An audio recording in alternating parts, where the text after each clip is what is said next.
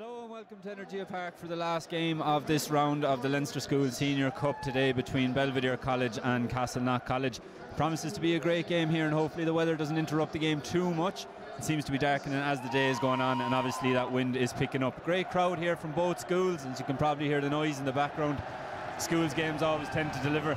I'm joined today by Ronan Duggan from Belvedere College and Tyg Brosnan from Castleknock College. Promises to be a great game. I'll jump to you first, Tyg. What are you looking forward to seeing from the game? Delighted the weather conditions have improved. The wind will probably still be a big factor, so just want to see a nice open running game of rugby. Ronan, obviously Belvedere coming into this game, they've been in finals in the past, they've won it in the past. You must be looking forward to this game too against Castleknock. I know the last time you played against each other, Castleknock came out on top 2 years ago, so you must be looking forward to getting another chance at this. Yeah, it's a bit of a revenge match, especially as the two schools are quite close by, and a lot of the boys would know each other quite well, playing for similar clubs and that kind of stuff as well. So two teams that know each other quite well. Well, listen, I'm sure it's going to be a great game between both schools, and best of luck to both of them. Probably the best thing about schools rugby, for those of you who watch it, know that players like to move the ball, like to run in space, and they like to kick the ball too. Hopefully the weather conditions don't impact that too much today, and we're going to see the great game between both schools, steeped in the history of the competition. Just waiting for the teams to come out now at the moment. Castleknock are out in the pitch, and I think Belvedere are just about to make their way out now in a minute. Obviously you can hear the crowd in the background there looking forward to this. Fantastic to have crowds back at games, obviously, and here we can see Belvedere College coming out into the pitch now, and we're just getting ready for kickoff.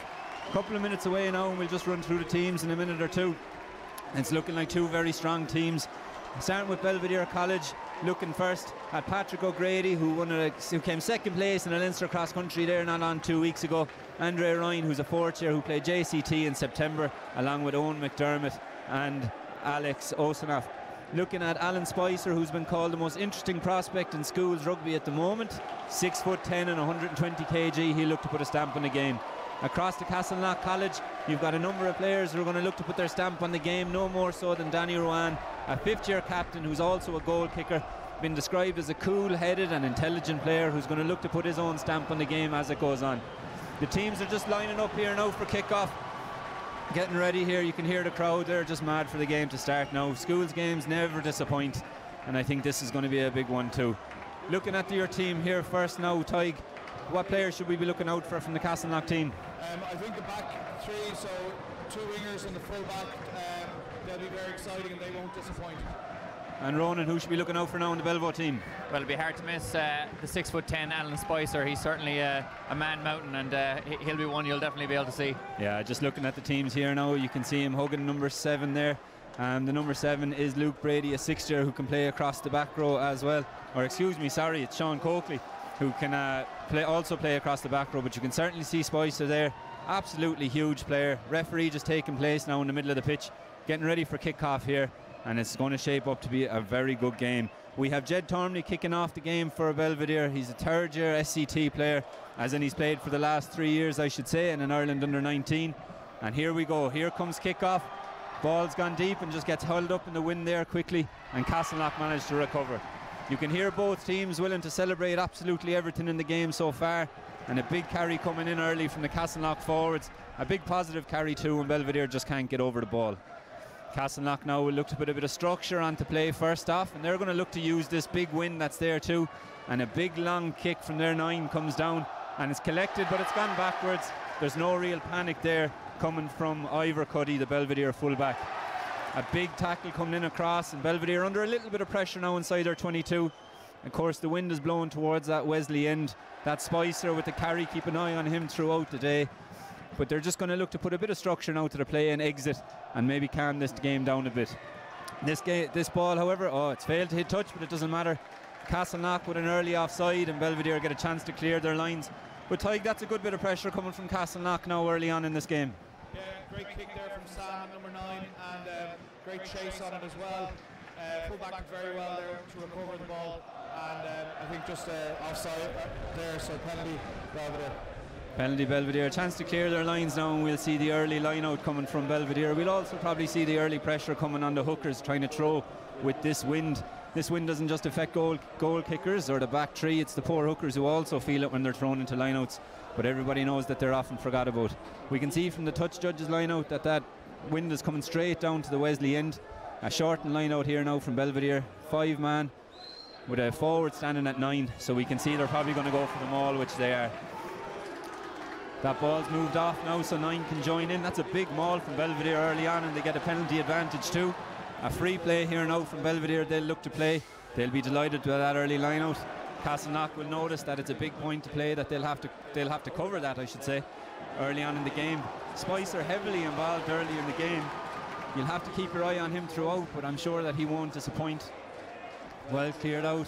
I think advantage is over now for Belvedere. That's a good line break coming through. A nice offload there. That's Louis gone there at 10 with the break, and back to the forwards to get a bit of structure. Big Castleknock tackle coming in, just held up that small bit, allows defence to get set. Spicer involved again. He must be on 4 or 5 carries at this stage already. He's hungry for work and he's hunting it. Castleknock rolling away there. Referee happy that he's legal. You can see the Castleknock defence. Tackler +1 coming in on the ball, just looking to make sure. Oh, that looked a nasty tackle. Referee seems happy. It's probably the momentum of the player that brought him down, but referee happy that he landed okay. A nice tip-on pass from Spicer there again. Heavily involved in this game early on. We're only 2.5 minutes in, and Castleknock now with a big turnover there. Ball taken in. That's a lot of pressure now from Belvedere as well, Ronan. The fact that they look to play from outside, inside their own 22, won that line out, big maul, won a penalty, or continued playing until that penalty came from Castleknock, but they'll be happy with that start in the line out. Yeah, you'd have to be happy to get out of that 22 there. They were in an awful lot of pressure with that spill from Ivor Cuddy, but he responded well, and from there built their way up the pitch, and unfortunately just missing out there with that penalty. Well, they'll be happy with the outcome of Castleknock's penalty. Unfortunately, Castleknock won't be. They failed to miss touch, and that's just an indication again of how strong that wind is. It's a scrum now back to Belvedere. We'll get the first scrum of the game. We might get an idea now of how the Belvedere scrum is shaping up into this game. This is good field position for Belvedere. They're just in the touchline. We might see a strike move run off here. Of course, Castleknock like to play a nice open style of game. Ronan, what kind of game do Belvedere like to play, and what can we expect to see them in open play today? I'd say we wouldn't really have a traditional type of game. We tend to mix it up depending on what we have every single year, but this team certainly are well able to play with ball in hand, and you'll see that we won't be kicking too much, especially in this weather. And Tig, of course, Jeremy Staunton's the head coach. Jeremy Staunton known for his time at Munster, Quins, London Irish, Leicester. He liked to run the ball. Are we going to see that from Castleknock as well today? Yeah, I think we will. The first penalty won there was by Gavin Murphy. I know the kick was too long, but Gavin will be very talented hurler and footballer with the Castleknock GA club. We're back in open play now. Castleknock have possession of the ball. A good long kick coming through, but unfortunately it's just gone out in the full. So the kicking game not quite coming off yet for Castleknock, but there's plenty of time left. We're only 4 minutes into the game, and I'm sure that once they realise where the wind is going and just how strong it is, that the kicking game will come in much better. Another line out now for Belvedere off the first one. They managed to catch, drive, big maul. I imagine they'll probably look to make the same again and make due dividends off this as well. We can see just how strong that wind is coming, just that flag billowing in the wind. The referee just pausing for a second to make sure whoever's involved is involved and who isn't. Wasn't happy with the forward in the 9 role there, but is pleased now. That's a good steal from Castleknock, and it takes a little bit of pressure off as they look to come down the blind side again. They set up just outside the 5 on the next pod. It's a good pass under pressure coming through, and that's a fine carry too. Coming up through this now, it's another turnover now. This time it's for Belvedere, and that's a very strong carry coming in from John Cadigan. Belvedere leaping the pressure onto Castleknock early on here, but look at that line speed from Castleknock. That's an excellent tackle coming in too, making sure that they're getting off their line constantly. Belvedere look to go down the blind side again. No pressure, no panic, just happy to play the ball and get their structure in. And you can hear the crowd, how they appreciate that positive carry coming in from Belvedere again. Now they look to go wide that small bit here. That's number 13 carrying up.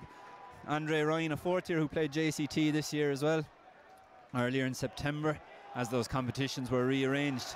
It's a big carry in the middle of the pitch. Just failed to live on that ball there. Belvedere look to go wide. That's a good pass coming out, and they hit touchline. As you can see, Belvedere just working their way from touchline to touchline, happy to play same way rugby throughout. Just managing to get their big carries in there. That's a big tackle coming in from Castleknock, and they pour through that, but the referee's not too happy. And it looks like an early chance for Belvedere if they decide to go for post, but judging from their line out, they might just go for the line too. So, Ronan, Lots going on early in the game. Plenty now to make this decision to go for line-out. I think he's opting to go for line-out. But we'll see now in a second. Yeah, he definitely is. What do you make of this decision now to go for the line rather than go for posts? Well, we did a very impressive maul there about 5-6 minutes ago, so I'm not surprised by that decision. And Castleknock under a bit of pressure there, so time to really go for it here and with this line-out. As we saw from the earlier line-outs, now Belvedere were probably on top so far in the line-out in this game, but there's plenty of time for things to change. This is probably their best position so far in the game, and what we're going to see now is going to be a line-out to Belvedere. Castleknock don't try and take the ball. They're happy just to get their line-out maul D going, and they managed to do that very well. They come through the second time as well, and now we're into broken play again. That's a big carry coming in, I think, again from Spicer, who's been heavily involved. That's a big carry coming in there now from Alex Usanoff. Looks like truck and trailer there, and it is. The ref gives that. That's unfortunate. It's just one of those things, and I imagine, Ronan, as the game goes on, Belvedere will settle into a pattern. Yeah, definitely. As you said, you can see them moving across the field quite nicely, but not too many line breaks so far, but good to be in the position they were in there. Castleknock now happy to clear their lines, and Tig, they'll be pleased now that they managed to get out of this area without conceding a score too. Yeah, fortunate, I suppose, to get the penalty, and I suppose they'll be even happier that the kick found its touch, and hopefully now they'll have a good attacking platform here. Yeah, they go from their own 22, deep in their own 22 now to the more or less the halfway line. Get a chance now to play their own ball. It's been a lot of Belvedere early on in this game, but now Castleknock get to put their own stamp on it. Starts off well by collecting that. They bring it down as if to maul, but come wide, and there's a big kick coming up now to test that back three. We can see just how far that ball travelled, but it's collected well, and Belvedere looked to transition straight away into attack, and they managed to. That's a fantastic little mini break, but unfortunately he's just tackled into touch. That's a fantastic tackle now coming in from Castleknock's number 12, Peter Mcintyre, whose older brother Sean played SCT. He was the vice captain in 2014, but that's a great tackle. That'll settle his nerves too, and also make Belvedere question whether they're going to transition from that deep in their own pitch. Some great rugby seen early on now. Both sets of crowds thoroughly enjoying it, both sets of fans I should say. There's plenty of noise coming from the crowd. I don't see it dying down anytime soon. Castleknock hooker finds his man. That's an excellent throw. An excellent throw from Gavin Murphy O'Kane. And we see now the Castleknock maul making its own dividends here against Belvedere's defensive maul. There's no panic now. Number 9, Sam Wisniewski, is happy at the back of this, waiting to see what happens. He might have to join this ruck. Now he does, so it's going to be slow ball for Castleknock, but that's no problem. Forwards carrying through there. Internal defence for Belvedere failing just a little bit, but the referee is happy that there was no release in that tackle. And you have to say, Tig, considering the fact that just 2 minutes ago Castleknock were defending on their own 5-metre line, now they're in a chance to go ahead in this game with 3 points. Yeah, and Danny Rowan, I think, has indicated go for posts, so hopefully the wind won't have a massive bearing on it, and Castleknock probably maybe a little bit fortuitous, maybe if they do take the lead, to be 3-0 up, but they did weather a storm there. So well, fortune favours the brave, so if they take the lead here they'll be very happy. Number 8, Danny Rowan, opted for the points. He's the captain, and he's also a fifth year, but he's also a goal kicking number 8, which is something you don't see that often, be it in professional or schools or amateur rugby. So it'll be great now to see his first opportunity at goal. Forwards kicking at goal isn't something you see that often. Those of you old enough will probably remember John Eales for Australia, a second row goal kicker whose nickname was Nobody, because of course nobody's perfect. But we'll see how Danny Rowan gets on here now with his first kick at goal.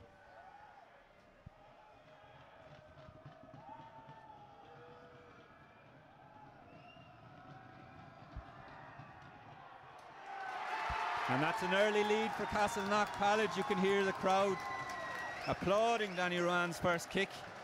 Goal kicking number 8, and of course his decision to go for goal has been rewarded with 3 points. In the warm-up he was slotting them from all over the place, and that'll do his nerves a lot of good, and especially when it comes to calming down after the rough and tumble of the forwards to have to goal kick. A difficult skill at the best of times, but that's an early lead for Castleknock. Despite weathering a lot of the storm, Tig, they're now 3-0 ahead. I think that they and their coaches will be very happy that they've now done the business there in the Belvedere half. Yeah, you can just see the ball held up in the wind there. That'll tell you how strong it is. So Belvedere are playing into that.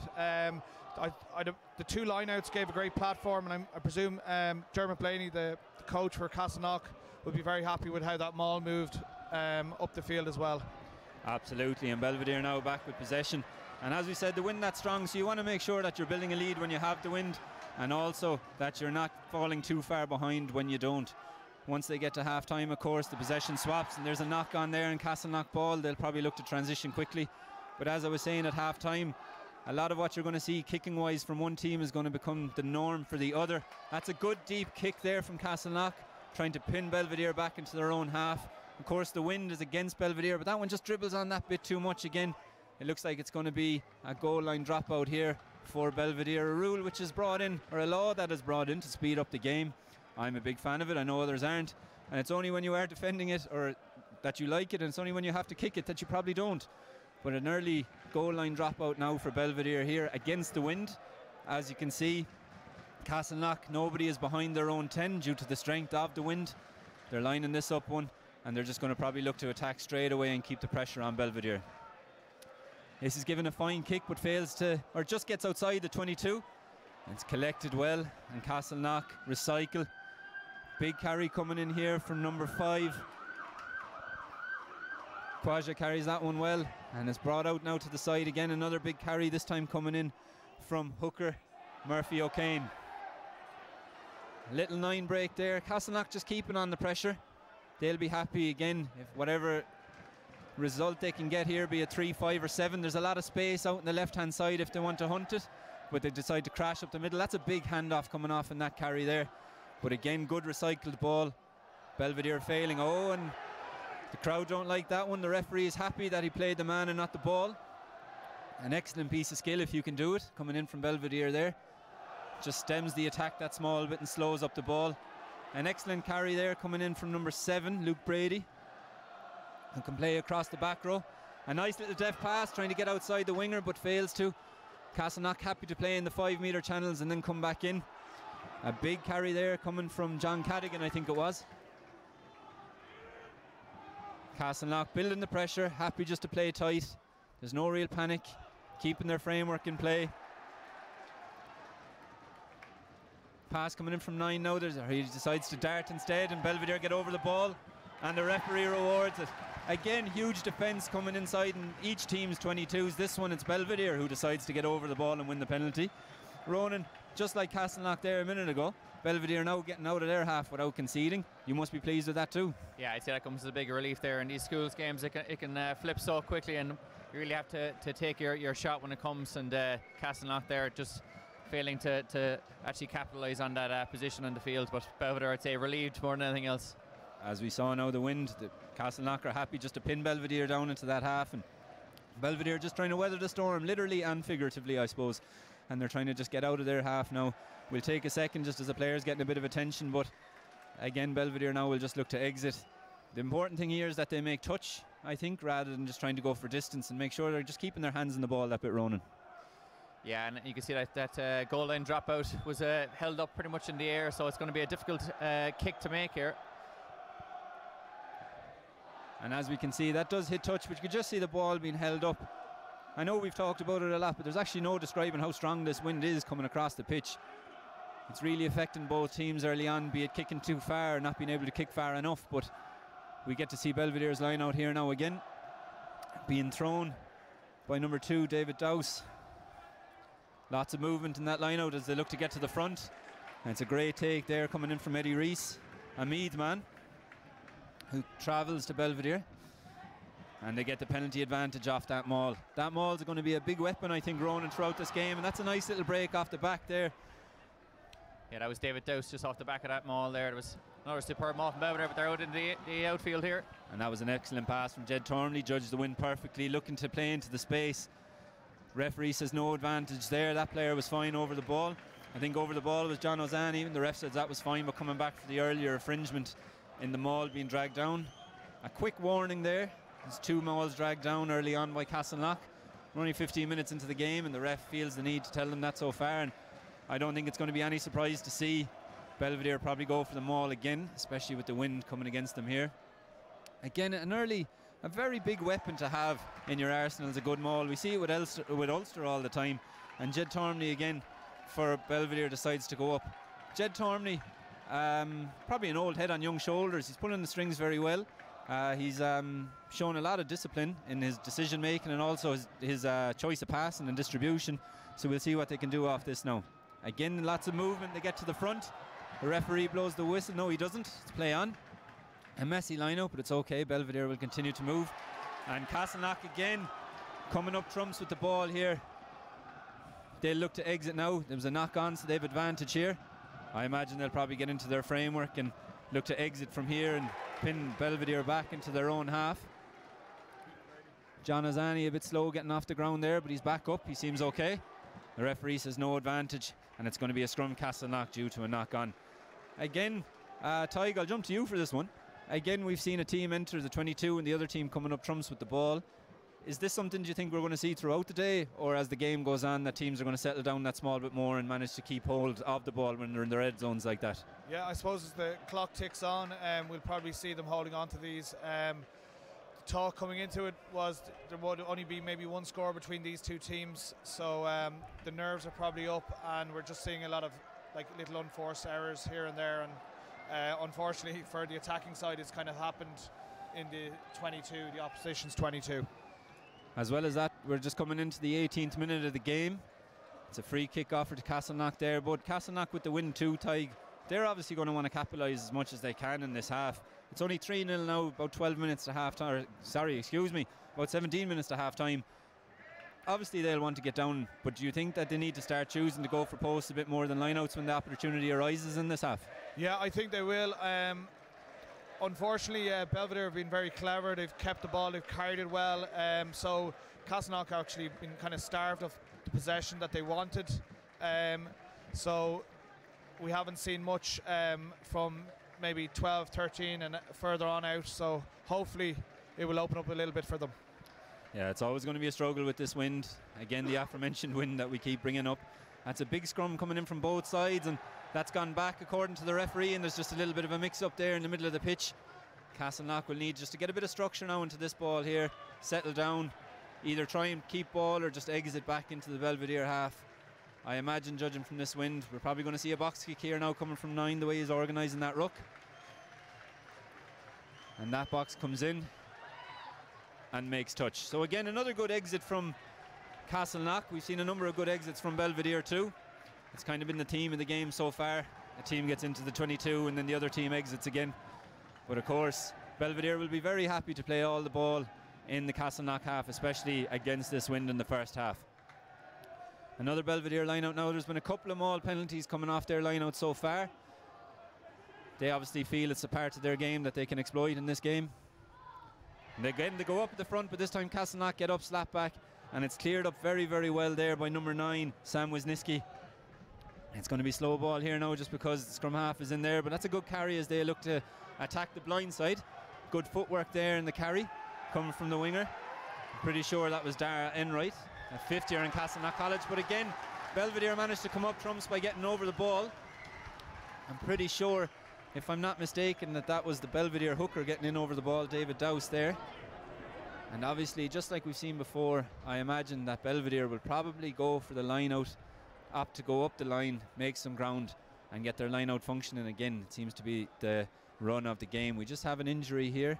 I'm afraid I didn't actually see who's down. I think it's Gavin Murphy O'Kane.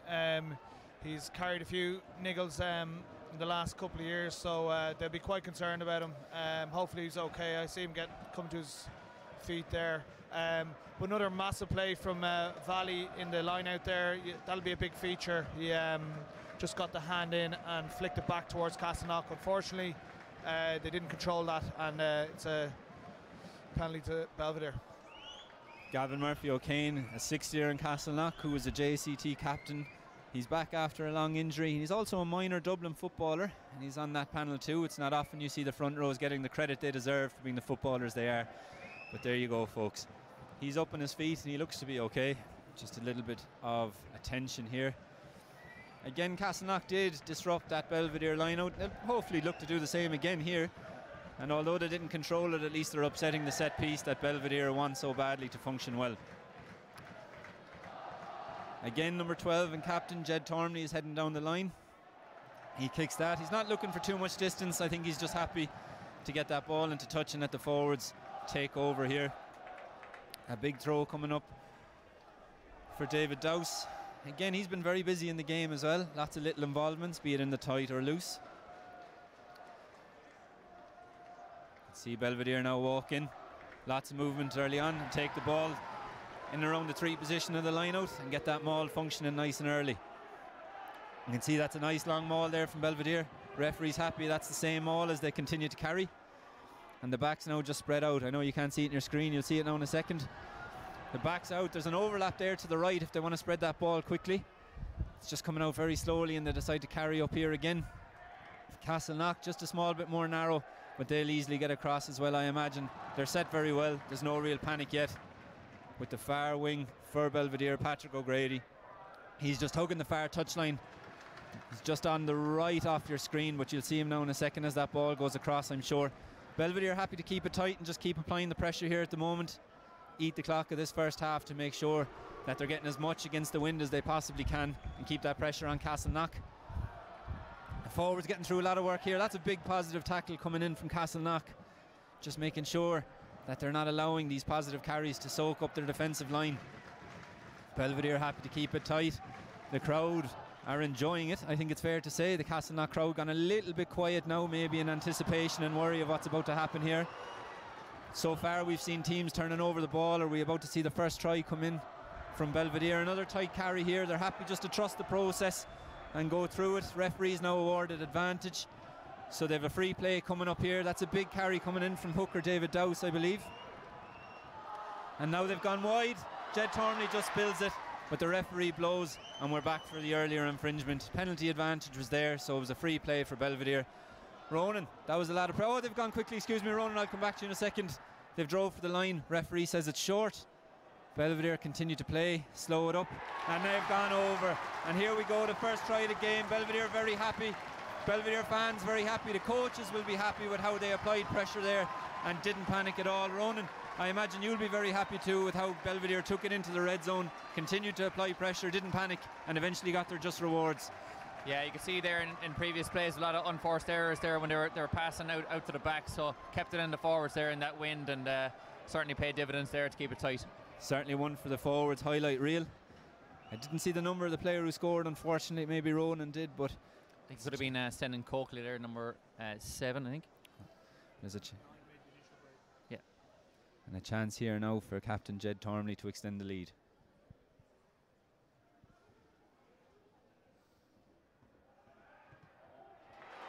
And that's gone over. Belvedere take the lead 7-3 in this game. As the initial break came from number 9 for Belvedere, Michael McGrath. The forwards took over then. Tig, how do you think Castleknock are going to react to this? Are they going to look just to apply pressure, or can just trust the process, I suppose, and continue the game they're playing? I think trust the process, back to basics. Belvedere very physical there. They carried it up and duly rewarded with a try there. So hopefully now we can just put our stamp on the game for a little bit. That's a massive tackle coming in from 2 Castleknock players. An absolutely thumping tackle there, and you can hear the crowd appreciate it, and that's exactly the response you want, especially from your forwards coming up into this game. We could see that Belvedere wanted to run the ball and they didn't want to kick, but that pressure from Castleknock forced them to kick the ball.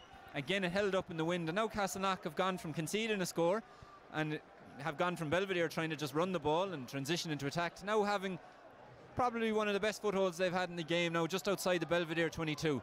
Tig, you must be very pleased with the reaction there. A massive hit coming in from 2 of the forwards there to apply the pressure and to start the game. But now they have a fantastic platform inside, deep inside the Belvedere half. Peter Mcintyre, I think, made the initial tackle there, and very good clearance off his weaker side as well, I must add there, from the Belvedere 12, I think. But we've had a bit of success in the line out, so hopefully that's the platform we need. Good footwork there at the tail of that line out. Belvedere think they're over it, but they're not. And Castleknock's chance now to apply some pressure in this half. That's an absolutely massive carry coming in from number 4, Lorcan McKenna. And another big positive carry coming in there too. Those positive carries are very important for Castleknock. It forces Belvedere just to come backwards and can't get their defensive line set. We can see an overlap out left, and the ball's finally flashed out. We see a chance here. That's number 12 for Castleknock, Peter Mcintyre, just carrying that ball up there. Plenty of pressure coming on now from Castleknock. And just look at the hits that are coming in this game. Absolutely massive hits coming in. That's a nice tip-on pass there.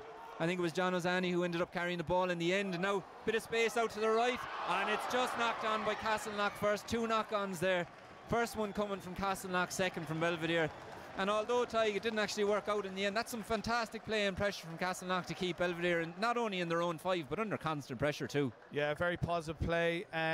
Just slightly different to what we've seen before, more patient and carrying with numbers rather than in isolation on their own. So I'd imagine the coach would be very happy. Just the final product there just didn't deliver. Slight knock on there from Finn O'Connor, I think. Finn O'Connor at number 15. His brother is also in the team today, number 10, Ross O'Connor. Again, just I suppose the execution just left them down, but the actual decision making and the play making was absolutely fantastic. It's number 4 there, I think, Lorcan McKenna just getting a bit of treatment there. He made the initial break that allowed and that gave Castleknock that platform in order to play. Ronan, I think it's fair to say Belvedere are probably a bit relieved with that first knock on and getting a chance to clear their lines now here. Certainly, and then also that cover and tackle from Ivor Cuddy, the 15 there, just as Castleknock are breaking to the left and that overlap. So I think if they get out of this safe and sound, they'll be quite happy. So a scrum to Belvedere, 27 going on 28, or excuse me, 25 and a bit, going on 26 minutes gone in this game. It's 2 different clocks there, excuse me for that mistake. Stadium clock is just a little bit different to the TV one. But Belvedere now looks like they're just going to crash and then get their footwork. That's a massive scrum coming in though from Castleknock, and it puts Belvedere under huge pressure. Castleknock will be absolutely delighted with that scrum, and it now forces Belvedere to clear in a way they didn't want to. You could see that Belvedere were looking to crash up just on the right hand side and maybe give them the angle to kick into that wind, but instead that ball kind of spills out the back. They're forced to play. Number 9, Michael McGrath, is forced to give that pass, and as a result Castleknock now have ball in hand. Ronan, they won't be too happy now with that exit, I don't think. No, Louis gone there at 10 exiting, and I suppose they're trying to get it across to Jed Tormey with the right boot at 12, so 2 options there for him, but under serious pressure. Castleknock work that line out well, get up and take and set their maul really well. That maul's moving early doors. We saw a lot of the Belvedere maul early on. We can see, I think it's Spicer fighting across the top. Those long arms of his, I suppose there's no point being 6'10" if you're not going to use it, but Castleknock keep moving. The crowd are happy with this, to keep edging towards that try line. That's a fantastic maul from Castleknock. One that I think the forwards will put on their highlight reel at the end of the season. They break out and get the carry, and they get over for a try. That's a fantastic response from Castleknock. Number 1, I think, or number 2, excuse me, Gavin Murphy O'Kane coming up off the ground with that try, or for that try. A fantastic response, Tig, from Castleknock to go down from their own end to suddenly we have the replay here. A fantastic maul, but an absolutely lovely reach from Gavin Murphy O'Kane to get over that line, and an unbelievable response after conceding that try to Belvedere just about 2 minutes ago. Yeah, personally I'd say Gavin would be very happy himself. He's been dogged with injuries, missed out on a Dublin minor run, and just personally for him, I'm delighted that he got the touchdown there. He swiveled around the back, but as you said, it is a great response to what was a beautiful try up the other end from Belvedere as well. So now Castleknock have a chance to lengthen the lead. Again, number 8, Danny Rowan, and captain, is just lining up this kick. A tough touchline conversion, especially with the wind that we have here. Crowd quietens down, bar one singing section.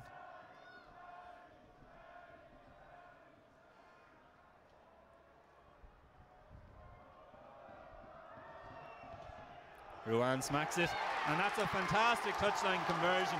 Absolutely fantastic from the number 8, who was not only involved in the initial scrum, but also the line-out maul that got them to score, and then converts the try as well. To have a number 8, especially if in 5th year, where he has another year to go as well, Tig, you must be very pleased with his development. Yeah, very pleased. They've been tracking him all the way up. He's captain material as well, so I'm very happy there with Danny. I knew distance wouldn't be an issue, but to get the accuracy, very good and very pleased, because as you say, they're playing with a strong wind, so it's nice to just add a few more points to the score. There's a box coming in from Sam Wisniewski, testing the Belvedere back 3.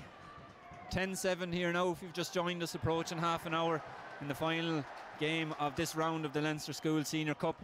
Belvedere looking to get in over that ball, and they managed to clean it up. That's fine. Nice tip pass on there. It's chosen to carry there instead. That's number 3, I believe, John Cadigan taking the carry there, or excuse me, number 3, Carl Breenan.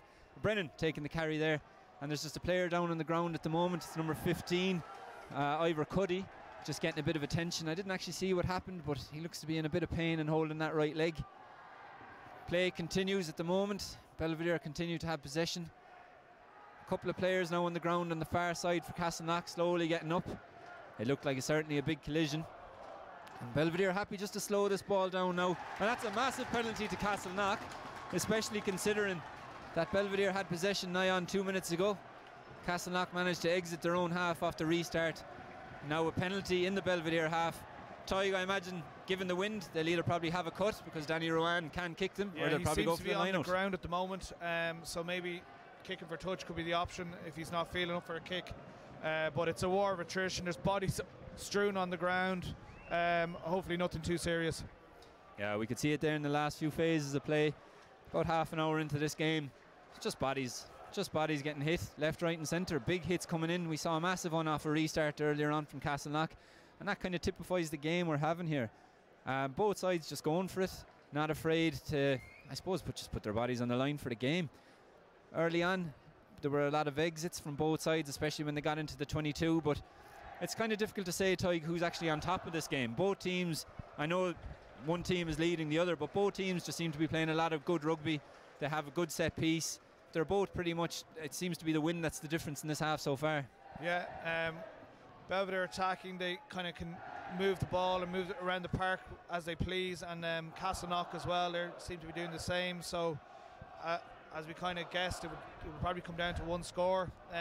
Belvedere be, I'd say, happy with the score at the moment, provided that because they played against such a strong wind, but they will be under pressure here now. We can also see the physicality coming from both tries. The first one came from a series of pick and goes. The second one coming from a big line-out maul then from Castleknock too. Both sets of forwards trying to put their own stamp on the game, and obviously the physicality is going to tell. We have a player coming off the pitch now. Number 23 is going to enter the fray for Belvedere. Senan Hogan's coming on, and it seems like, I think it's number 15, Ivor Cuddy, who's being helped off the pitch. Yeah, Senan Hogan can play all across the back three, but probably better known as a fullback, but hopefully Ivor Cuddy will be alright. He's recovered well from that early mishap with the ball, but played well other than that, especially in this wind. A shame to see a player leave the pitch any time for injury, but the game goes on, and Castleknock look to kick to touch. Almost kept in there by Belvedere, but it manages to get into touch. Now Castleknock have a fantastic attacking opportunity on the Belvedere 5 metre line. Their last try came from as a result of a line-out maul. They're now closer again, so it's going to be interesting to see what happens here. Are Belvedere going to go up, or are they going to stay down and look to blitz through that maul? Are they going to give the front and try and use the touchline as an extra defender? Castleknock walk in. They're happy to take it in and around the middle. Not a great take, but the ball comes back, and it just, Castleknock now will look to settle and just get their game set back up. I imagine we're probably going to see plenty of forward carries coming here. That's a nice wide one coming from number 5, Kwaja, I think. Big carry taken in there again, but the tackle's not made. Belvedere now just looking to weather the storm, see can they get the ball and just get out of here.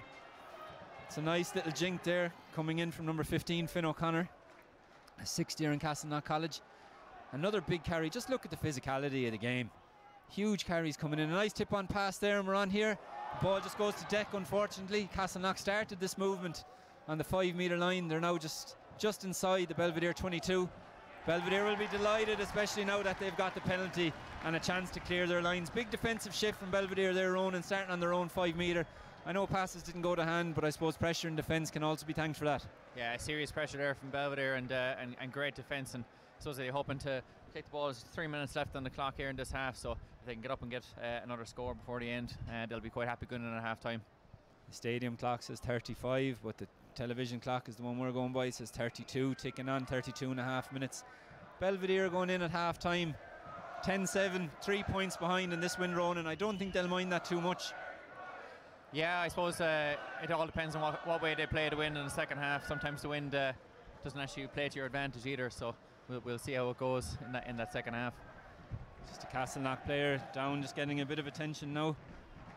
A bit of respite for these players. It's number 5 on the ground there, Valley Kwaja. Just a bit of a chance for both sets of players now to, I suppose, just get a breather. Hugely physical encounter. it'll be interesting to see when the subs come on for both teams. Substitutes these days have just been used to finish games and see out games and put a spin on the game. And here for Castleknock, we can see number 19, Conan Lennon, coming on. I think that's number 5 coming off, Val Quaja. So he'll play no more part in this game. Just like the Belvedere substitution a minute ago for their fullback. It's a shame to see players coming off due to injury.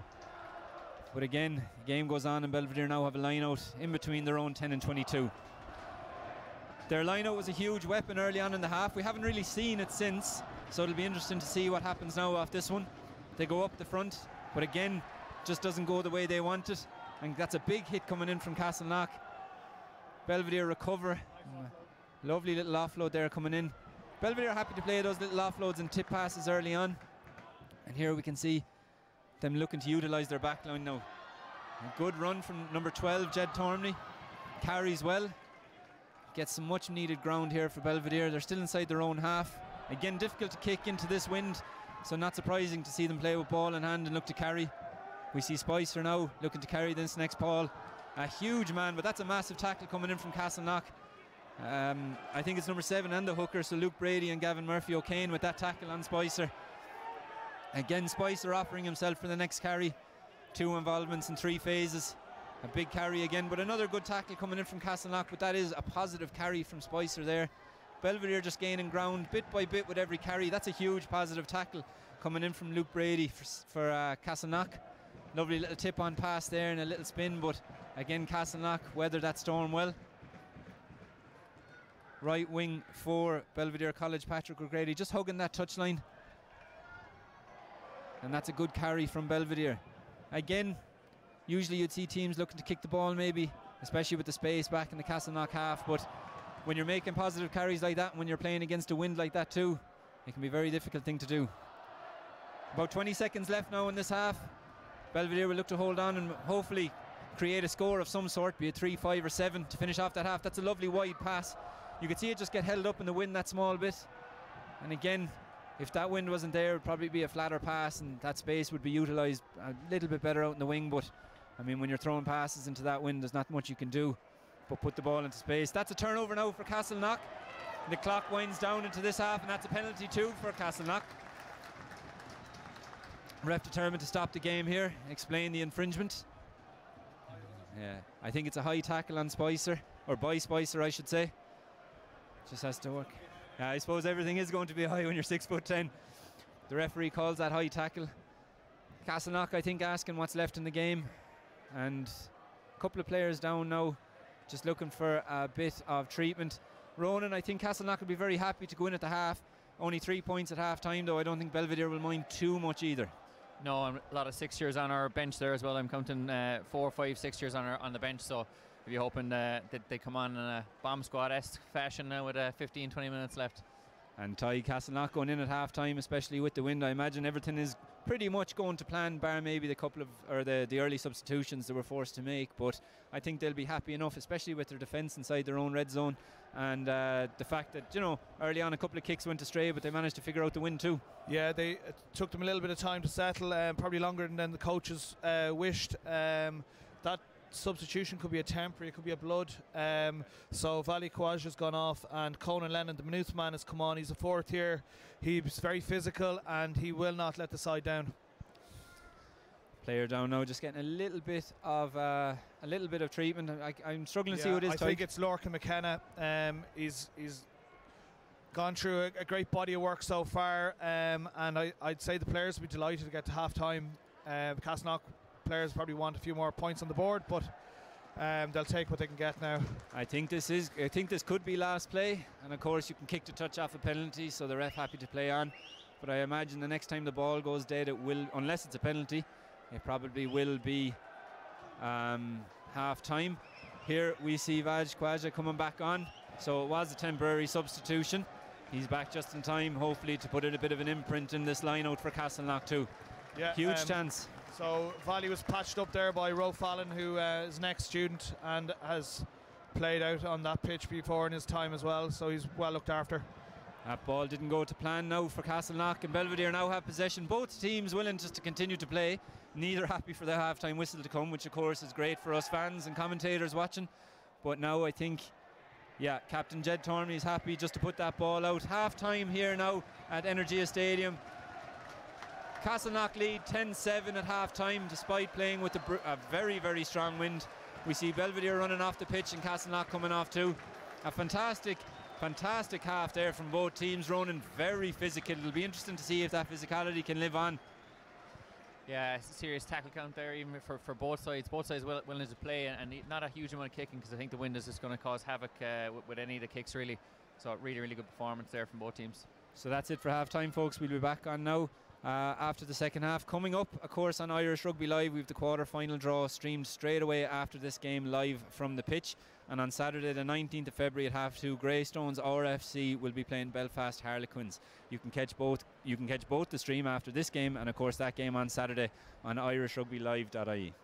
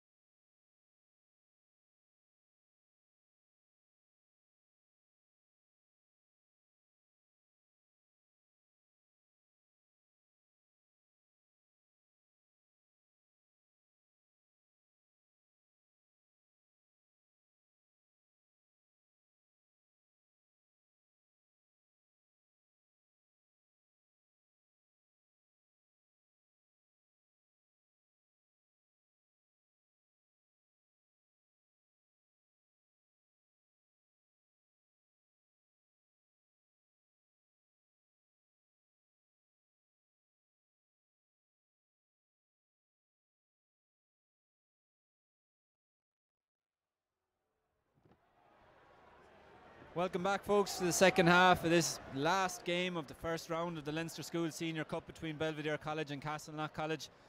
Castleknock lead 10-7 coming into the second half. Just waiting for kickoff now. They'll be playing into a very strong wind, and not only that, as you can see at the top of your screen, a very dark cloud coming in from the Bective end. Kickoff starts, and it's caught there by Senan Hogan, who came in due to an early injury there to Ivor Cuddy, the 15 for Belvedere. And Castleknock now will be probably forced to run that little bit more of the ball in this half due to playing against the wind. As we can see now, straight away they're into their structure, looking to play the game. That's David Dowse with a big carry there. And Castleknock now will be forced to play rather than kick. Belvedere, when they get the ball, especially in their own half, they'll have the luxury of that wind behind them that's blowing towards the Wesley end. But again, we'll see how that goes when and if they get the ball in the next couple of seconds. That's a lovely break coming in there from the Castleknock 9. Sam Wisniewski, and another big carry there coming in there now as well from Ozani. Castleknock getting a good platform in this game early on. That ball probably could have been spun wide, but they decided to keep it in hand. But it's still on here now if Castleknock decide to move it. It's good play there coming in from Finn O'Connor, looking just to square his hips and get level with the sidelines, or get level with the touch line, or the try line I should say, third time lucky, so he's not taking up the space outside him. Castleknock slowing it down now this small bit more. That's a big carry coming in from Lorcan McKenna, who was getting a bit of treatment there just before half time, but he seems to be full of life again and happy to play. Belvedere with hands on the ball. Referee decides that they do have hands on the ball, and now we'll see Ronan just how much use they get to make of the wind in the second half. Yeah, Jed Tormany would have a fairly big boot. He's right-footed, and you expect to see him put it into the corner here with this wind. Big wind behind him and a big boot to go, and he opts to kick to the left-hand side, where there's actually the winger's probably a bit too flat there, and the ball bounces into touch. Good play there from Jed Tormany, Ronan, to get as much distance, I suppose, on that ball as he could, rewarding his forwards' hard work. Yeah, and with that maul in the first half, you'd expect to see them go to it again here in the 22. Castleknock just compounding a couple of errors there, giving away the penalty, and then probably not getting deep enough to compensate for that wind. You can see the touch judge's flag there, just giving a highlight that the wind is just still picking up bit by bit. It's going to be another obstacle for Castleknock in this half. Slow ball there, slow throw I should say, but eventually it comes straight up the front. A good bullet throw there coming in from Gavin Murphy O'Kane, or excuse me, from David Dowse I should say. Apologies. Castleknock folding out well in defence here now, and they look well set. Plenty of time there. That ball's out according to Castleknock and the referee, and they're happy to play. Looking to get in over that ball, but failed to do so, and Belvedere continued to pound away. That's a good turnover. I think it was Lorcan McKenna there turning that ball over and forcing a knock on. So now Castleknock will have a scrum in their own 22 and have a chance to exit now, Tyke. Yeah, they'll have a long way to go. Great kick there from Belvedere, put them under pressure. Castleknock not really set up on time for that penalty, so I don't think the coach will be too happy with that. Good line out from Belvedere, but again just a knock on or a turnover there, and the passmen from Castleknock in the corner helping the referee make that decision, I'd imagine, as well. Well, there's no point. It's a great decision according to some of the crowd, not so much to the others, but I suppose there's no point having a crowd if you don't try and sway the man in the middle. Castleknock now will have a scrum and a chance to exit, but again you can see from the flags around the place that it's blowing very heavily towards the Wesley end. I think Castleknock are just going to see how strong this wind is now as they try and kick into it. They of course enjoyed the benefit of that wind in the first half, but of course what is your friend in the first half becomes your enemy in the second, and they're going to try and exit here as soon as this scrum takes place. Both teams setting up. It'll be interesting to see, Ty, can they continue the physicality that was there in the first half? Yeah, very hard to imagine that they could sustain that for another 35. It was a pure war of attrition, but we'll see how it goes. That's a big scrum there from Belvedere trying to upset it, but Castleknock looking to play, going against the grain of as the scrum went around. And now they'll probably just get their structure in play, and we'll either see a box kick here from the 9. I think we will. So Sam Wisniewski kicking that ball. You can just see how strong that wind is. While it hit touch, I think he's only made maybe 6-7 yards off that. So Castleknock still under a bit of pressure here, Tig, despite clearing their ball. Yeah, it looked a little like he might have rushed that kick. Probably could have had a few more seconds to himself, but the wind is a massive bearing there, so look, I think he'd be just happy he found touch as well. Yeah, I think so too. We can see Belvedere here lining up just to the left of your screen. When it pans out, you'll see them just lined up there in almost an arrowhead formation. So as this maul goes, we'll see how it goes first. Number 8 for Belvedere now in the back line too, Alex Usanoff. He's probably going to look to carry now in a second once this maul stops. But that's another good maul from Belvedere. And if I'm that 9, I'm telling them to keep that ball in there all day till it fails. Starting to break down now. We can see Jed Tormey standing at second receiver and Usanoff there just outside him. But of course they have to run in now just to resource that ruck. Castleknock think they've hands on, but they don't. And that's Spicer with the big carry now coming in. That's another big positive contribution from the second row in this game. And you know, he's grown into this game directly from the off. That ball's gone back, and I think Castleknock could have their hands on it. It certainly looks like they do, and that's a massive turnover tie and another chance now for them to hit touch and try and get out of here. Hopefully. Yeah, they're sustaining a lot of pressure there, and that ball, will it find touch? Yeah, they're not going to make too many yards kicking today, I don't think.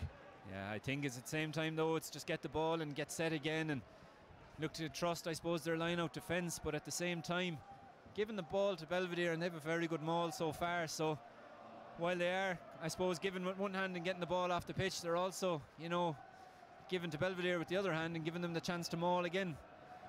Belvedere walk into this maul, take the front. Again, Castleknock managed to come up trumps here. That's a big carry coming in from Gavin Murphy O'Kane. Very busy player, lots of contributions, little big moments, I suppose, as they're called. You know, maybe nothing that's on the highlight reel, but big moments that help sway a game as that sway goes on. 2 in the backfield now here for Belvedere, covering any kicks that might come. Almost a 13-2 defence. Castleknock keeping hands on the ball, and that's a lovely little offload here to Castleknock number 12, Peter Mcintyre, he had a big tackle early in the first half. I don't know if you remember, and again, in a day that's not a day for flashing the ball out wide to the backs, he's having lots of little involvements in the game too. Castleknock keeping hands on the ball, and again, no more than maybe 2 passes going out wide. Good footwork and good strength there from Castleknock to make sure that everything's coming up trumps. Good line speed there to tackle John Ozani. Ball coming out wide, nice pass off 9, nice tip pass. That's an absolute monster of a hit coming in from Spicer. An absolutely huge hit coming in, but a lovely tips line, a lovely break, probably one of the first breaks of the game. Good cover tackle coming in there. I think it was the Belvedere hooker, David Dowse maybe, who made that tackle, that cover tackle. But it's probably one of the only line breaks we've seen in the game so far. That's a good carry from Gavin Murphy O'Kane, and again Lorcan McKenna with yet another contribution. Belvedere slow to roll away, but the referee's happy. Again, Castleknock looking for those little tip lines and making hay off. Again, little tip line, but instead choosing to carry. Castleknock now with a good foothold inside the Belvedere half, and you can hear the Castleknock crowd really enjoying their team and everything that they're doing and their efforts. Belvedere now set in defence. That's a big carry coming in again from Gavin Murphy O'Kane. He's been so busy in this game. Lovely little pull back pass into the second layer of attack there. Nice quick ruck there for Castleknock, and again they're looking to play little tips pass and a little show and go from Finn O'Connor, who's come into the back line. 15 looking to come in, and Danny Rowan takes control of that and offloads it to Peter Mcintyre again. Castleknock with lots of possession, making good ground in their carries, just trying to break down this Belvedere defence bit by bit. Another carry off 9 here. Pretty sure that's John Cadigan who had that carry, and bit of space here out the left.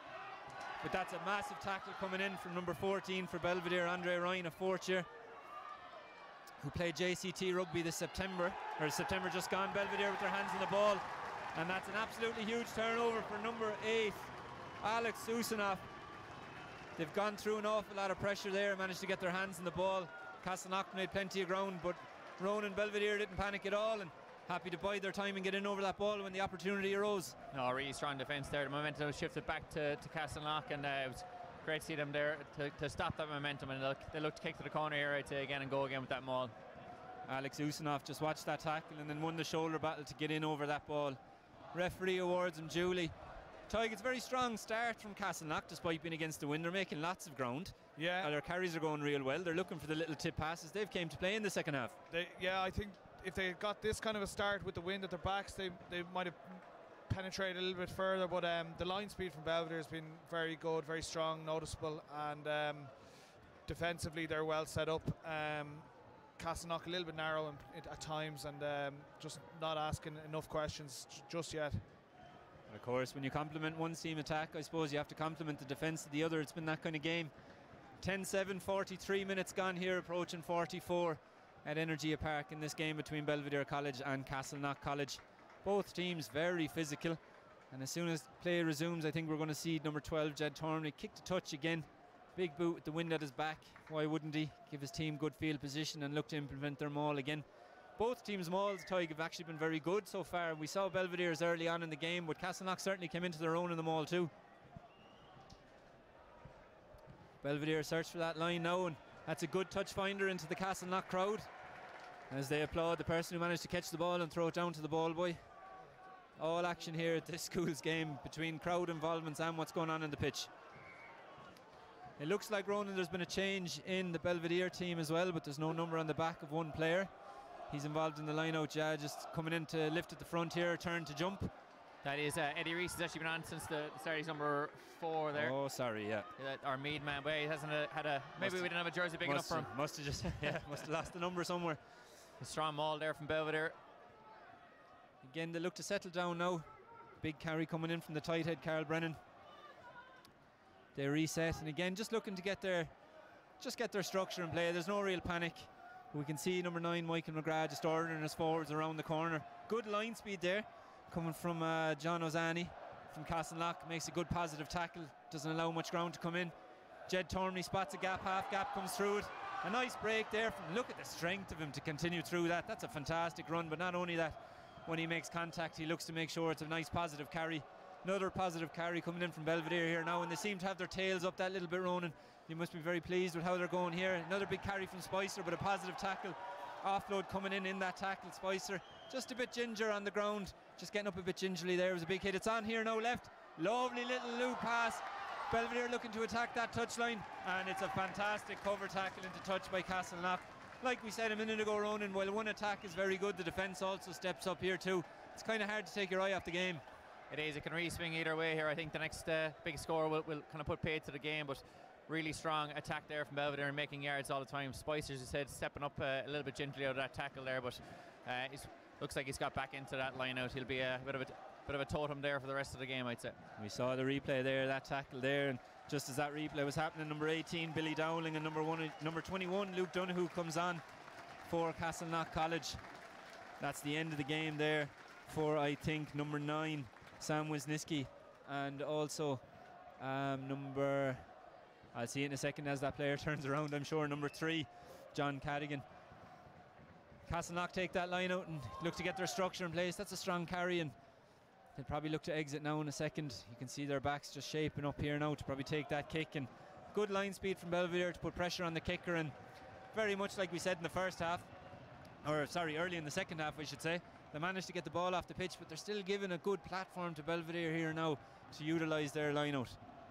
Belvedere, of course, will probably be happy, Ronan, with that outcome. Yeah, I think so. You can even see the line speed there from the Belvedere backs. They're getting up towards that. The player kicking the ball actually slowing down, knowing that even when he kicks, he's not going to get too far with it against that wind, so they're not even chasing it hard. It's not really a day for the wingers now, to be fair, and I suppose if you're a forward, you're going to be warm, but there, even number 14, Patrick O'Grady, we could see him just trying to keep warm in this near touchline.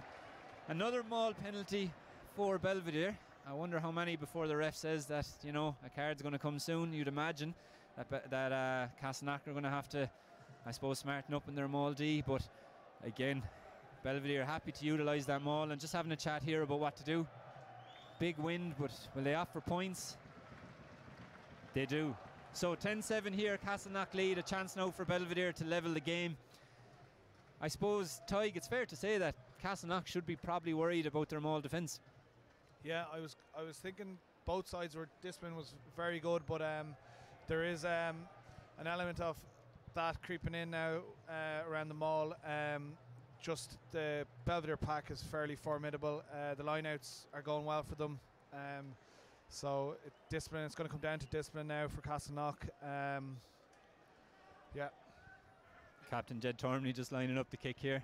Chance to level the game. Again, strong wind behind him. Spicer's just getting a bit of treatment to the left of your screen, but he seems to be okay, and plenty of noise from the crowd. Welcome to Schools Rugby, folks.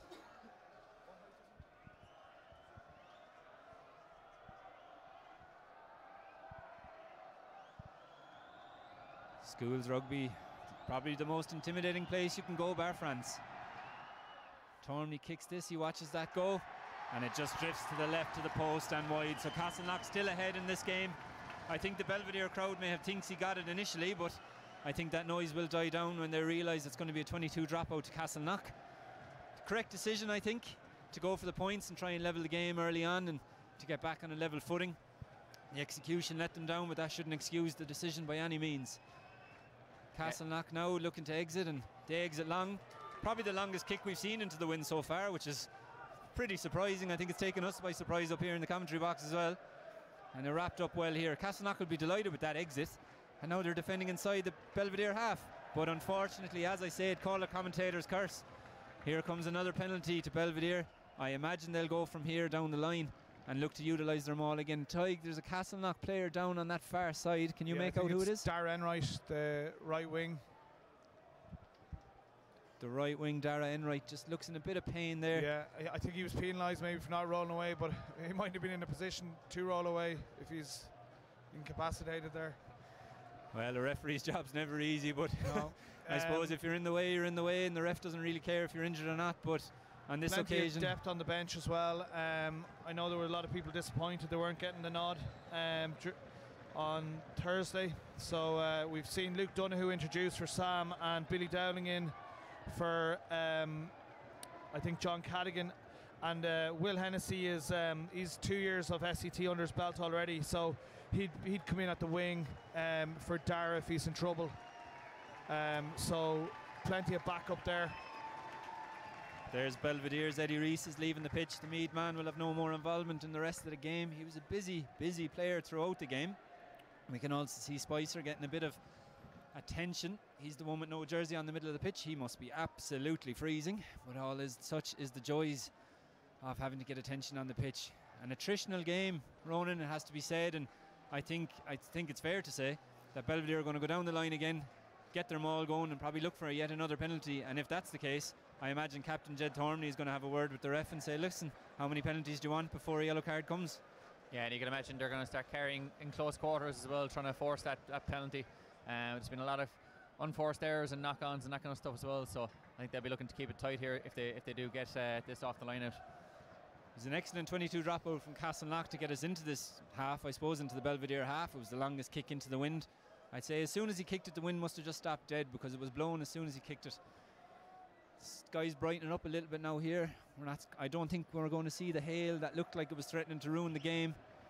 But as soon as Spicer now finishes getting a bit of treatment, we'll be hopefully back on track. 49 minutes gone here now in this game between Belvedere and Castleknock. Castleknock led at half time 10-7. They're still in the lead 10-7, just going on 15 minutes into this half.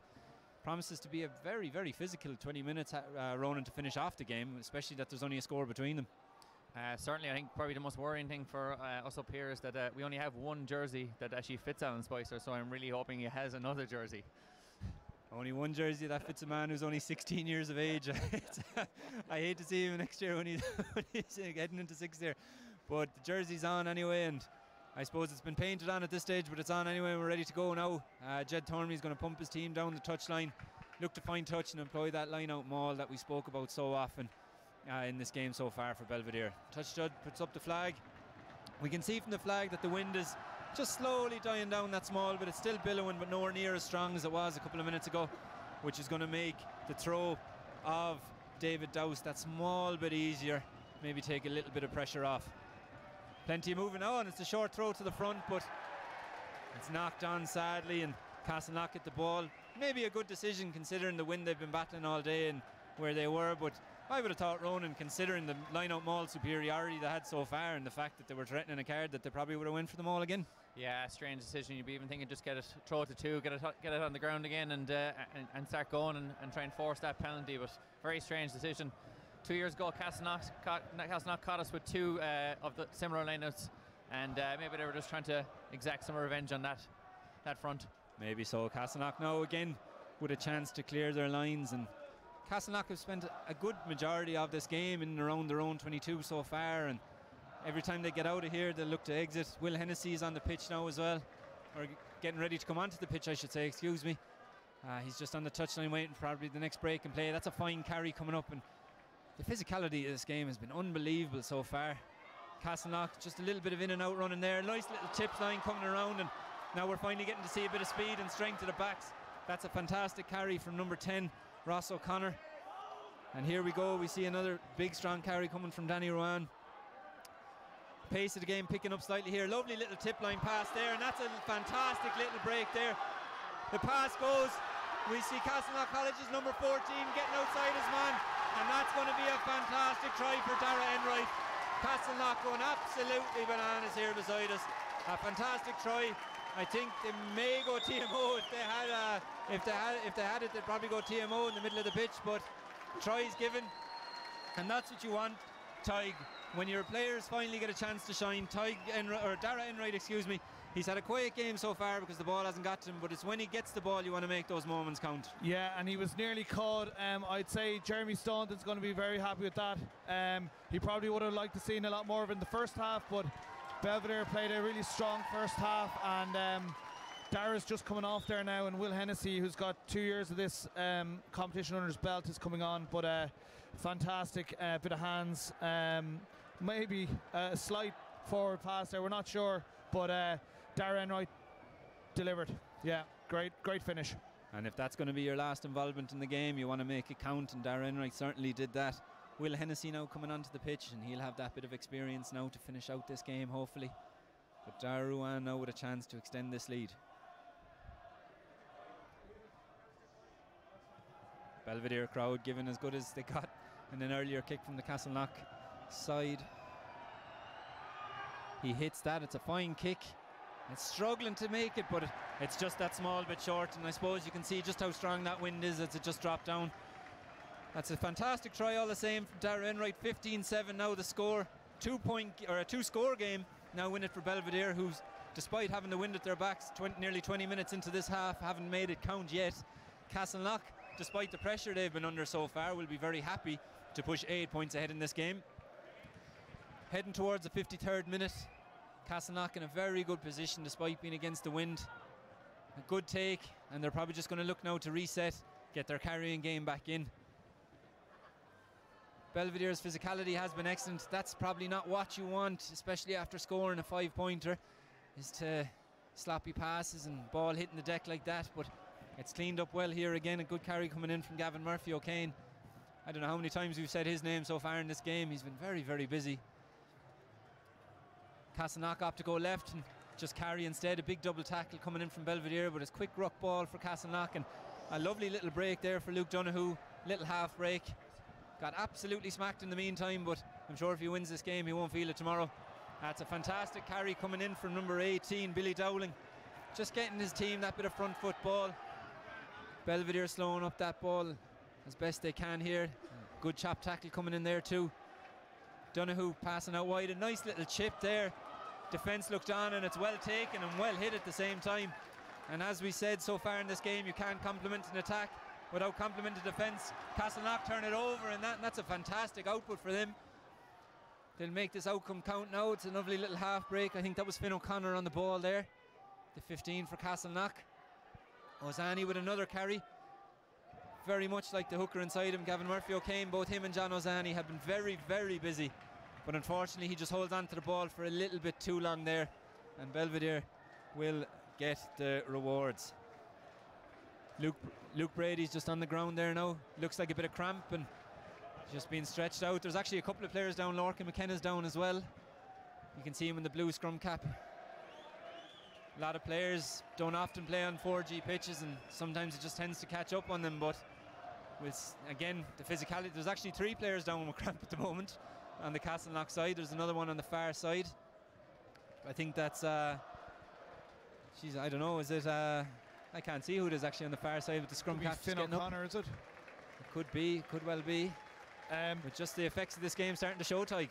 Yeah, and you know, in the lead up, Castleknock had trained on a lot of 4G. They played a few Friday Night Lights matches, and they'd gone to Ashburn as well to play against St Mary's one Saturday as well, one Saturday morning. So they're just feeling the effects here. And especially on a 4G pitch, it means as well, it's just a lot more running, a lot more chasing, bouncing balls, and just general fitness and having to get over it. But Belvedere put a massive kick now into the Castleknock 5 metre line off that penalty. A huge kick, in fact, considering where that penalty started. And what a platform they have now. 8 points is the lead, and they have a chance now to cut this down. Big pressure now on Castleknock defending this line out. Will they go up and try and read it, or will they stay down and just look to blitz through? It looks like they're setting up to try and read it, but depending where it goes. Belvedere happy to go up the front. That's good line out defence initially from Castleknock. They have to be careful here. They've given away a couple of maul penalties, and judging so far from Belvedere's maul here, we can see why they came in. Just the pressure that Castleknock are under now under this maul. If I'm Belvedere, I'm keeping that ball in and not taking it out. Ronan Duggan beside me here on absolute tenterhooks, about to see what happens. He's up on his tippy toes. That maul is, they have advantage as well off the back of this maul, so you'd have to question the decision that's going to come after it. A pick and go comes there. Referee says it's short. Belvedere just getting set again. You can see Castleknock on the line. And that ball gets over. That's a fantastic carry to get over. Much akin to their first try in the first half, just looking to the forwards to eventually get the power. Ronan, you must be absolutely thrilled with that try and that response from Belvedere. Yeah, brilliant response there. You could see there was no panic in whatsoever. A very calm response to that breakaway try from Castleknock, and just went back down and really working hard here around the fringes and just getting over. I had that advantage obviously after that maul, but great try in the end. I think it was not too sure who got that down in the end. A forward, no doubt. A forward, no doubt. I didn't see it myself who got the hand in the end, but we could see that it was just set up as if it was to carry, but instead he just reached out and stuck it down. So a great try, an opportunistic try, I suppose it is. And instead of Jed Tormey now, I think we're going to see Andre Ryan try and extend the lead, or excuse me, not extend the lead, but to try and shorten the lead here. It's 15-12 here now at the moment. Chance to make it a 1 point game, win behind his back. A silence falls probably for the, well, nearly a silence for the first time in Energia Park.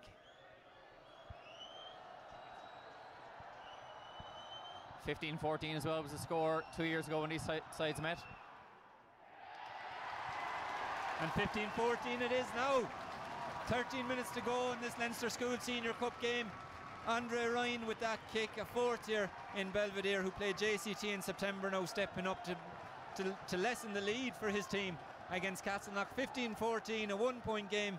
Ty, you said it would come down to a one score game, and so far it looks like you're absolutely dead right. It's down to a 1 point game now.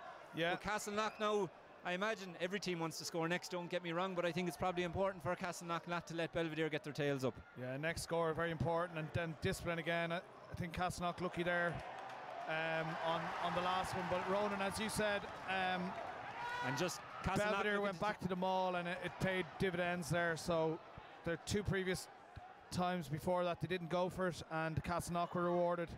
But Belvedere went back to basics there, and it's a 1 point game. It was a fine kick from Belvedere to put them in that position. Castleknock played quickly and just looked to exit, but it's back now, and that's Andre Ryan who carries up there, the man who just kicked that conversion. I think that's Jed Tormey struggling to get back into his own back line here. The captain's just put in a huge effort, and that's John Ozani, I think, just on the ground there for Castleknock. A bit of cramp, just the pace of the game and the physicality of the game catching up. That's just a knock on there for Belvedere. A knock on there coming. Don't manage to grab the ball, but sure, look, left blows the whistle, time off for a minute. Couple of players on the ground, and geez, end-to-end stuff here. A big kick coming in from Belvedere, which got the crowd's tails up. Castleknock played quickly, which got their crowd's tails up, and they managed to exit, but suddenly Belvedere transition again. Ronan, 12 minutes left, 11 and a half minutes left, 1 point.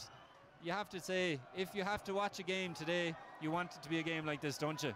Yeah, for a game that's not a high-scoring game, it's still been a cracking game nonetheless. As I said, end-to-end stuff, and plenty of mistakes, but plenty of action as well. Scrum down here now as well. Jed Tormey down there in the midfield. He's just been picked up, so it looks like he's okay. Both teams feeling the effects of this game so far. The crowd are absolutely loving it. You can probably hear it in the background. Plenty singing from both sets of fans, only a point in it, so anybody's game. It's just about who can make the momentum count now heading in to the last 11 and a half minutes of this game. Castleknock now with the ball. It's going to be fed by Luke Donoghue. Chance now just to play their own game and maybe put a little handle on the game and try and cheese the clock a little bit and just to kill the clock a little bit in order to make their 1 point advantage count. That scrum goes down and straight away the ref decides that it was being pulled down by number 17 Conor Bateman. Referee happy to award Castleknock straight away. Castleknock now with a chance just to get a bit further up the line there. Conor Bateman deemed to be the one to collapse that scrum, but it went down so quickly myself I thought it might just be a reset, but the referee is happy that he found the guilty party, and Castleknock now with a chance. Again, it's also a chance, Tig, for both teams just to recover that small bit and I suppose just get ready for the last 10 minutes of what is and what has been an unbelievable contest. That's I think that's hooker Gavin Murphy O'Kane going down for a bit of treatment. Yeah, I think that Danny Rowan just gave the message there just to calm things down a bit. We've had a frantic couple of minutes there, and I think it's important now that Castleknock just find touch here. I wouldn't be too worried about the distance, but just finding touch is the first port of call anyway. But they'd be delighted to take that bit of pressure off. That's Belvedere be building up a bit of steam there. So that's Gavin Murphy O'Kane coming off to huge applause. He had a fantastic game, and it's Adam Bretherton coming on now to see out the last 10 minutes. His first involvement in the game is probably going to be a Castleknock line-out. That is a fantastic kick that is deemed to be in touch. Of course, the crowd probably not happy with that, but the law states that a player has to start and doesn't have to start in field. But if you slap it in field, you have to be the one to take it. The crowd not too happy with that, but I think the referee's bang on the money with that one. Yeah, Gavin Murphy O'Kane gone off there. He left everything out on the field. Just a great performance. And Adam Burton here for his first involvement. So plenty of pressure on poor old Adam here for the first throw. Of course, pressure is a privilege, and I'm sure Adam's going to enjoy this one. And plenty moving this line out, just overthrown, but I don't actually think that was the hooker's fault. There was a lack of lift there in that line out, and maybe just the speed was just a bit too much to compensate for what they needed at that moment. Adam Burton getting in over that ball there and putting a bit of pressure on Belvedere, but they kick long, kept in, no problem. St. Vincent's Castleknock College fullback Finn O'Connor takes that, cleans up well, but that's a big turnover, I think. Coming in from number 20 for Belvedere College, Michael Carmody. A fantastic turnover that hands huge momentum to Belvedere, especially considering where Castleknock were less than 30 seconds ago, Ronan. Yeah, cracking turnover there from Carmo. Probably a utility back. And you can see there we've a player down in the midfield there as well, Danny Rand for Castleknock. It looks like Jed Tormney down again with that those hamstrings, 12 for Belvedere. So again, a couple of players down. Actually, in fact, both captains down at the moment, suffering what looks like a bit of cramp. Just goes to show what both captains put in. We saw a replay there a second ago of Carmody's turnover. Just won that shoulder battle. Just waited for a moment and just got in over that ball. Carmody and number 8, Alex Usanoff. Couple of big turnovers early on, or so far in this game for both of them. It must come from sharing the same haircut, I'm not too sure. But it's certainly done no damage so far in this game. Belvedere now in the Castleknock half. Ronan, it looks like they're going to go for points here, considering they're only down by a point, and if they miss they get the ball back with 10 minutes left, or just under 10 minutes left. It's probably the right decision. Yeah, it probably is the right decision, but we saw in the Ireland-France game the right decision is often decided after the game, you know. We're going here looking to tip the ball over. 10 minutes to go, as he said, get the ball back if it goes wrong, and you get the ball back if it goes right, so hopefully it'll go right. Number 19, Conan Lennon, coming onto the pitch now for Castleknock College. His first involvement is going to watch a kick to post. Just a little chat here with the referee to see what the crack is, and perhaps he's not too happy. That's number 7 for Castleknock College, Luke Brady. I think he's actually gone on a captain there. Is Danny Rowan gone off? Danny Rowan has gone off. Didn't see that. So big involvement for Danny Rowan in that game. Couple of big kicks too. But now it's the chance for Andre Ryan to kick another couple of points. He's 2 points kicked now earlier in the game, converting Belvedere's last try. big win behind him, a chance to add another 3 and give his team a 2-point lead heading into the last 8 minutes or so of this competition. No crowd silence here. You'll take every advantage you can get, I suppose. Andrew Ryan steps up, lines it up. That's a big kick and it just drifts left. So the Castleknock College quite happy with that, but I don't know what they're after doing there, to be honest with you. And the ref has blown it. It looked like they tried to keep it in play, and then as he was falling out, passed it forward. So it looks like it's going to be a 5 metre. Sure there. I think it's going to be a 5 metre scrum to Belvedere, or it's going to be a 22 dropout. We see the replay here. I think that ball was deemed to have been out. Yeah, touch does flags goes up, so that ball was deemed to have been out, I think, when he threw the ball. So a 22 metre dropout, an interesting one, I suppose, and both coaches will be looking at that. One quite pleased, one quite unhappy, and same up with me in the comms box at the moment. One happy man, one questionable man, I suppose, but that's after being knocked into touch now from Belvedere. And I suppose when you look at what just happened on the back of that touch, or on the back of that penalty, now Castleknock clear and it's knocked into touch by Belvedere. Couple of compounded errors, or just maybe a stroke of luck. You need both though, Tig, don't you, to win? To win here, you're going to need a bit of luck. Yeah, I don't think the director of rugby, Adrian Flavin, will be too disappointed with those 2 decisions anyway. So, look, I think both teams would take being in the game with 8 minutes to go, one score in it again.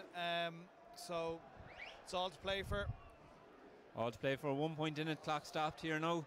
Just over 7 minutes left in this contest, plus whatever is added on after the 70 in regards when the ball goes dead. But couple of funny decisions there in the last minute, struggling to make sense of it here ourselves, I suppose. I think it's fair to say, but there's a couple of wry smiles around the place and a couple of, I suppose, sighs coming out and blown out cheeks. But Tig, you have to admit, as a contest, it is thoroughly enjoyable. Yeah, it's very hard to take your eye off it. I will ask Will Hennessy what he was doing in the dead ball zone there and what actually happened, but look, you'll take any bit of luck you can on the day, so if it boils down to that, we'll take it. Luke Donoghue feeding the scrum now for Castleknock, and that's a big drive coming in from Belvedere. Again, they're still a point behind. Referee has called the scrum back to reset it, I think. I don't think Castleknock will mind too much. They're happy enough to reset this and take their time. Luke Donoghue with the ball under his left arm there, just trying to keep warm, stamping those feet. It's absolutely freezing here in Energia Park, folks, but I suppose the players on the pitch don't really feel it at the moment. Reset scrum coming in. 6.5 minutes left now. Belvedere still a point behind in the last game of this round of the Leinster School Senior Cup. It's flashed out. Castleknock in possession. Loop coming around, but it's chose to carry now. Big tactic coming in the middle of the pitch. Typifies, I suppose, the kind of game it's been so far. That's a wide looping pass, but it's collected very well. Collected very, very well from number 11, Conor Watt. An elusive try-scoring winner who's also part of the Dublin Minor footballing team. Castleknock holding on to the ball here now. That's number 19, Conan Lennon, with a big carry. A big, big carry there into the heart of the Belvedere defence. Castleknock will just look to keep possession. A nice dummy tip there and a nice positive carry coming from Castleknock. Again, crashed up there by Ross O'Connor. Referee having a good look and awards the penalty to Belvedere. Again, folks, a game you cannot take your eyes off. Just because you have possession of the ball does not seem to mean anything in this game. And Belvedere now with the penalty in the middle of the pitch. A couple of big boots on the game. Just off your screen we have number 14 for Belvedere, Patrick O'Grady, just carrying a slight bit of a knock. He might come into your screen here, bottom left, just carrying a bit of a slight knock. And also Lorcan McKenna on the ground getting a bit of treatment. But big boot here from Jed Tormney. What you reckon, Ronan? Pumps it into the sideline, go for them all? Yeah, I'd say at this stage you're looking to kind of put ourselves out of reach. Interesting to see what he does here now. He looks like he's aiming towards the posts inside his own half, which is a brave decision. He absolutely is. It's going to look like a 51-52 metre kick with the wind at his back. Even with the wind, it's a huge kick. Point behind. Tired hamstrings is right, yeah. So it's going to be an interesting kick to see now what happens here. But fair play to Jed Tormney taking this decision and putting it on his own shoulders here. A huge kick, Ronan. There's always a chance that Will Hennessy will try and throw it back forward again. We'll see what happens behind the try line, I suppose, again here. But he's just lining up the kick now, placing the ball on the tee. An absolute massive kick coming here. Castleknock crowd full of song. They're a point ahead. Just under 5 minutes to go. Why wouldn't they be? Number 21, Conor O'Driscoll, comes in just to hold the ball for Jed Torney. Wind starting to pick up now that small bit more. He lines it up. Big chance here. He gives it an absolute boot, but too much spin on that ball and drops short. Castleknock happy just to watch it, I suppose under no real pressure, and run it from behind their own try line, which I did not see happening, but here we are. This game, folks, does not disappoint, especially if you're a neutral. I imagine if you're one of the coaches, you're probably having a heart attack, but for us neutrals, it's an absolutely thrilling contest. Back now to O'Connor, who clears it. That's a massive clearance, but you'd wonder, Tig, why they probably just didn't touch down behind their line and try and kill the clock a little bit, especially heading towards the end of this game. Yeah, I'm not sure. It might have taken a bit of the sting out of it, but the crowd actually think the time is up because the clock has gone 70 in the stadium, but we're 66 here, so we've got 3.5 minutes to play, and another platform here for Belvedere. Another platform is right, and another chance for them to bring their maul into the game. Castleknock will have to be squeaky clean in their own half. Any penalty is probably going to be kicked at this stage in the game. I wonder if every player knows that there's still another 3 odd minutes left in that game. We see the Belvedere maul now coming in there. Ref happy that it's still there and just calling use it here now for the first time. We see Castleknock coming around. They didn't change their bind, but they did, according to the referee. Didn't clear out, and I mean, just 3 minutes left in the game. Yet another chance for Belvedere to snatch this win, Ronan. I imagine the fans don't know that there's 3 minutes left in this game. They think time's up, so with every kick they're getting more excited. The Belvedere players will know they'll probably get another chance. You can see them heading down towards this kick on the far touchline as the camera pans out. An entire stand worth of fans starting to walk their way down towards this kick. Schools rugby never disappoints, but we're going to see another chance here now for Belvedere, Ronan, to either kick for points or to kick for the line. Castleknock still don't know what's going to happen, but this one's going right down to the wire. Yeah, it'll be an interesting decision here with 3 minutes left. Will they kick to the corner after 2 missed kicks, or will they back themselves again? It looks like he's going to kick into the corner and back that maul. Maul had such a big part to play early in the game, and it's starting to come back in. That was a close one. I think the crowd went a little bit quiet there, wondering where that ball went. You can see that wind again picking up, and you can see the entire sideline just starting to move down now to where this is taking place. Whether they're trying to back the throw or not is anybody's guess, but a massive line out here coming now. Just going on 2 minutes left now in this contest between Belvedere and Castleknock. They managed to take that. They're looking to get their maul now in place. An absolutely huge chance for Belvedere here now. Castleknock set well in defence, but that maul is starting to move. Referee's happy, no binds have been changed, and that goes down. Advantage here now to Belvedere, and they're in a very good position. You think now that they're just going to incorporate the forward game again, just like they did for their other 2 tries. Just pick and go, pick and go. We see it coming here. Still advantage here for Belvedere. Only a point in it. Castleknock defending with everything they've got. Look at the numbers around that. Just looking to keep that out now. Belvedere getting closer and closer. The crowd think they have it, but no. Still short according to the referee. Another pick and go there, and a good chop tackle from Castleknock. Ball's out there, but cleaned up well from Belvedere. Geez, what a game this is, and what a way for it to come down. Another advantage here now for Belvedere if they choose to want it, but they're probably happy to keep going here through their forward pack. Castleknock think they're over the ball. They'll have to supply that short side, which they do. Another pick and go, and that's going to be a try for Belvedere. A minute left in the game. Belvedere get over in the corner after relentless pressure. The crowd on my left up here in the stand going absolutely mental, and that's going to be, if I'm correct, that's going to be Michael Carmody, number 20, who came from the bench, who carried well there in order to give his team probably the win in this game. 40 seconds left, conversion still yet to come. Castleknock players are stretching behind the try line. I think they may know that that's the end of the game. We see the replay here, just plenty of strong carries coming. Carmody getting over at the end. You can see what it means to the team. We said it would be a 1-score game. That's exactly what it's coming down to. And now Ronan a chance just to finish off this game for Belvedere.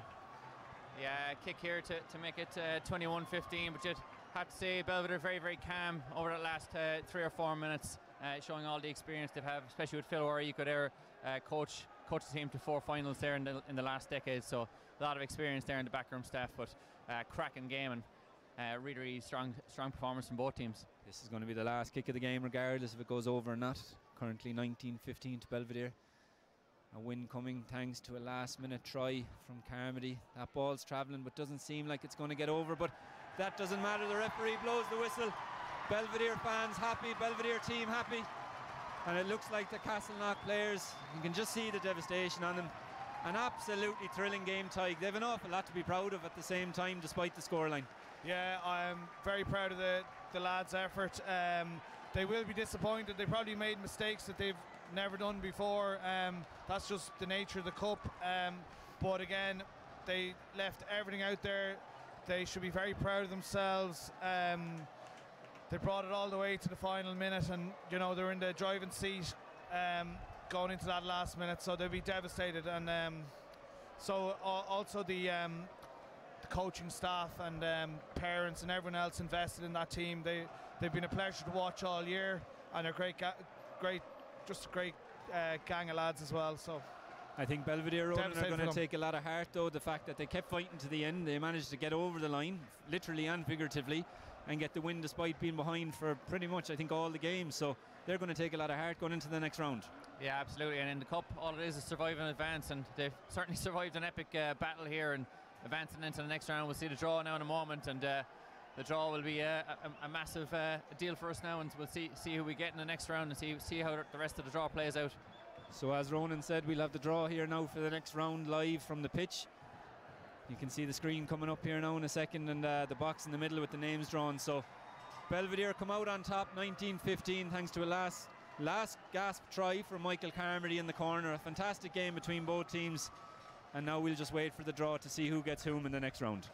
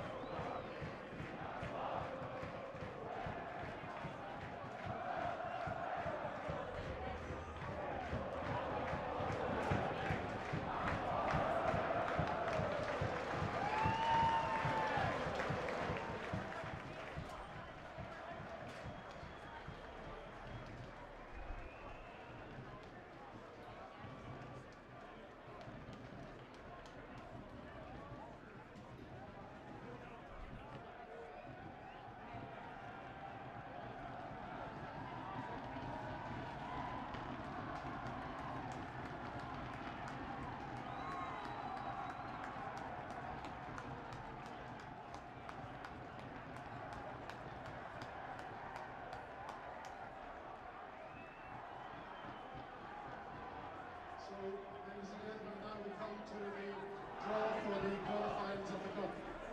The teams in the draw are Packard College, Kilkenny College, Gonzaga College, Newbridge, Wesley, Belvedere, St Mary's and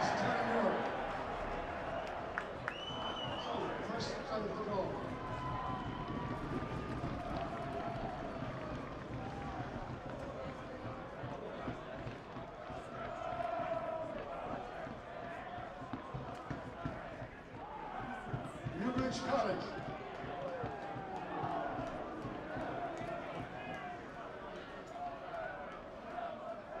And they will play Belvedere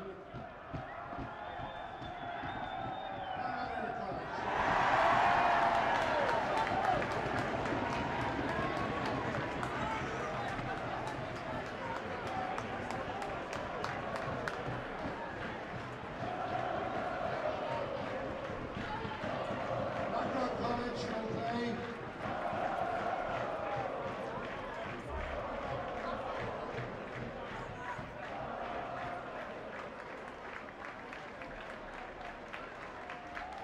College will play Untitled College.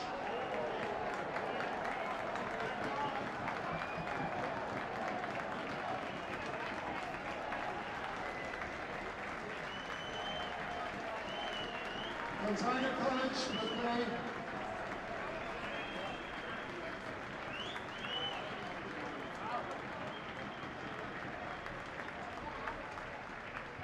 Leinster College.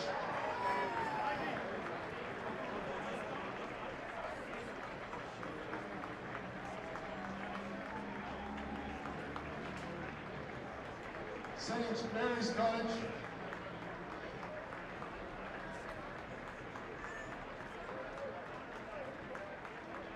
Will play Kilkenny College.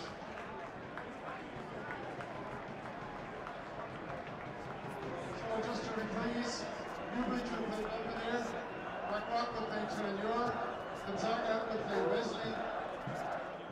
Gonzaga versus Wesley and St. Mary's College versus Kilkenny College. The draw was done by Phil Lawler, Head of Rugby Development, and Adam Griggs, Leinster Rugby Talent ID Coach. So there you go, folks. That's the next round, quarter-finals. Promising if they're anything like today's game, they're going to be set up to be absolute belters. So make sure you tune in and catch them all. And you can see them here on this link and on this website. 4 brilliant games to come with 8 fantastic teams. And you can catch them all online live on this stream.